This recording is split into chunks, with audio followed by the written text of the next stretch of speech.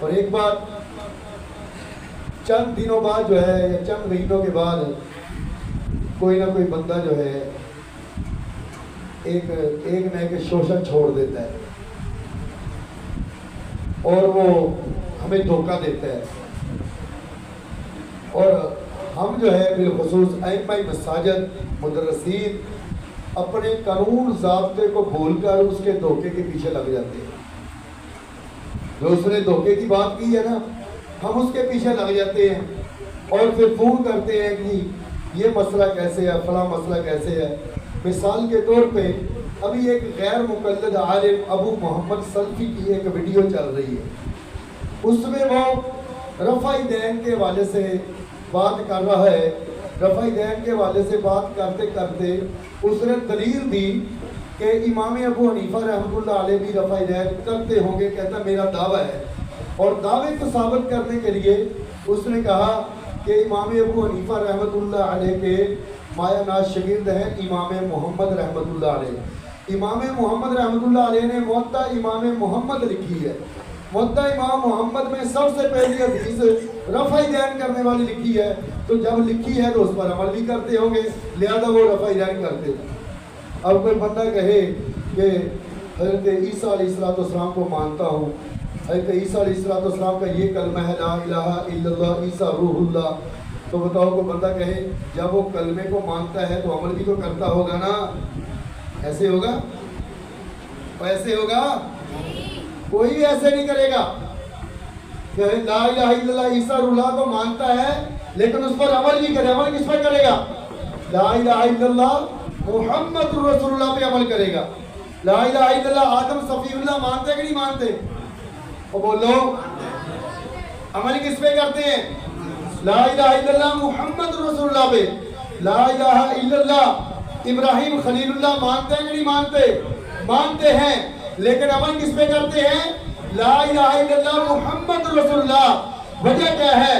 لا الہ الا اللہ آدم صفی اللہ یہ کلمہ ہے لیکن منسوخ ہے، لا الہ الا اللہ ابراہیم خلیل اللہ یہ کلمہ مانتے ہیں لیکن منسوخ مانتے ہیں، لا الہ الا اللہ عیسیٰ روح اللہ یہ کلمہ مانتے ہیں لیکن منسوخ مانتے ہیں، لا الہ الا اللہ محمد رسول اللہ یہ کلمہ ہے اور ناسخ ہے، اس پر عمل کرنے کی مدت ابھی شروع ہے اور قیامت تک جاری رہے۔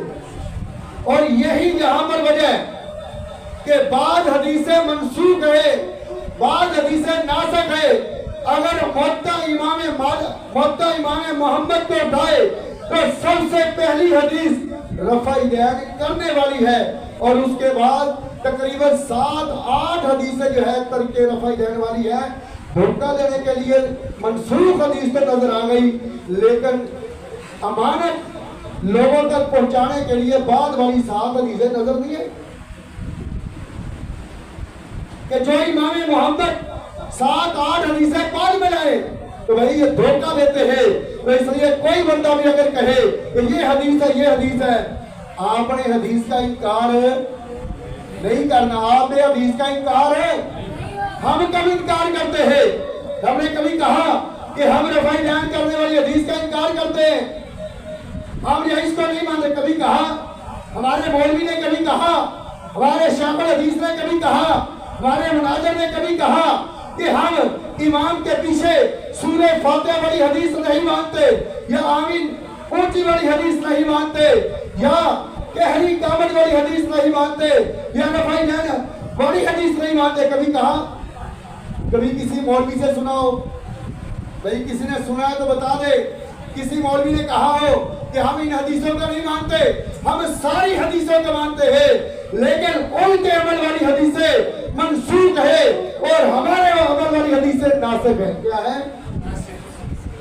کیسے؟ امام نووی رحمت اللہ علیہ نے مسلم شریف کی شرح لکھی ہے، اس پہ انہوں نے ضابطہ لکھا ہے، مسئلہ ایک ہو حدیثیں 2 آ جائے، محدثین کی عادت ہے کہ وہ منسوخ حدیث پہلے لکھتے ہیں اور ناسخ حدیث بعد میں لکھتے ہیں۔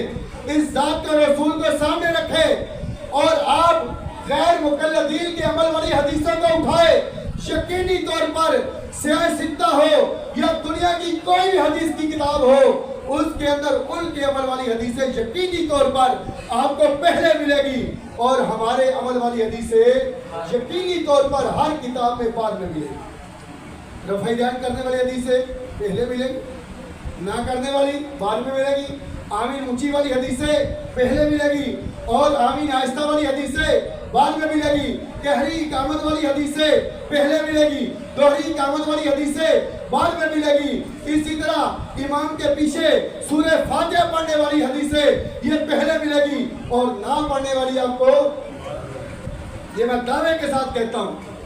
تو اس لیے اس دھوکے میں مت آئے۔ ناسخ و منسوخ والا جو ایک قانون ہے، اس پر فقہ حنفی کی بنیاد ہے، اس کو کوئی بھی جھٹلا نہیں سکتا۔ ویسے تو جو مرضی گالیاں دیتے رہے، برا برا کہتے رہے، لیکن قانون کے دائرے میں بیٹھ کر مناظرانہ لہجے میں کوئی بھی اس قانون کو جھٹلا نہیں سکتا، کیونکہ مسئلہ ایک ہے، حدیث 2 آ گئی تو بتاؤ کیا کرنا ہے؟ حدیث 2 آ گئی تو کیا کریں گے؟ یقینی طور پر دماغ بھی کہتا ہے جو پہلے عمل کی پہلے زمانے والی حدیث ہے وہ کیا ہے؟ منسوخ ہے۔ جو آخری زمانے والی حدیث ہے وہ یقینی طور پر ناسخ ہے اور سنت عمل ہے۔ تو اس لیے بھائی کبھی بھی دھوکے میں نہ ہو۔ ابھی حدیثیں ہم نے لکھ کے لگائی ہے، مرد اور عورت کی نماز میں فرق کے دلائل، یہ کوئی ناول نہیں لکھے تو کوئی ناول سے نکال کر یا اخبارات سے نکال کر یہاں لکھ دی ہو، یہ حدیثیں لکھی ہے۔ یہ ناف کے نیچے ہاتھ باندھنے کے دلائل، یہ حدیثیں لکھی ہے۔ اسی طرح مسئلہ تقلید کے دلائل، یہ قرآن اور حدیث لکھا ہے۔ اسی طرح امام کے پیچھے قرات نہ کرنے کے دلائل، یہ قرآن اور حدیث لکھا ہے۔ آمین آہستہ کہنے کے دلائل، یہ قرآن اور حدیث لکھا ہے۔ 20 رکعت تراویح کے دلائل، یہ ہم نے دلائل حدیث کی روشنی میں لکھے ہیں۔ لیکن ان بیچاروں کو تو حدیث کی تعریف بھی نہیں آتی، ان بیچاروں کو تو حدیث کی تعریف بھی نہیں آتی۔ حدیث کی تعریف کیا ہے؟ نبی، صحابی اور تابعی کے قول فعل تقریر کو حدیث کہتے ہیں۔ نبی علیہ السلام کے قول فعل تقریر کو، صحابی کے قول فعل تقریر کو اور تابعی کے قول فعل تقریر کو۔ اس لیے تدریب الراوی کے اندر، بلکہ یہ تو بڑی کتاب ہے، نورانی قاعدے کی طرح خیر الاصول ایک قاعدہ ہے حدیث کے موضوع پر، اس میں تدریب الراوی کے حوالے سے لکھا ہے۔ علامہ طبی رحمۃ اللہ علیہ فرماتے ہیں کہ نبی، صحابی، تابعی کے قول فعل تقریر کو حدیث کہتے ہیں، اور ہر محدث نے اس قانون کے مطابق جو ہے حدیث جمع کی ہے۔ امام بخاری کی بخاری اٹھا لو، امام مسلم کی مسلم شریف اٹھا لو، حدیث کی کوئی بھی کتاب اٹھا لو، اس میں صرف نبی علیہ السلام کے قول فعل تقریر کا تذکرہ نہیں ہے، بلکہ صحابی اور تابعی کے قول فعل تقریر کا تذکرہ موجود ہوگا، ان کے اعمال بھی لکھے ہوں گے۔ تو اس لیے بھائی کبھی بھی دھوکے میں نہیں آنا۔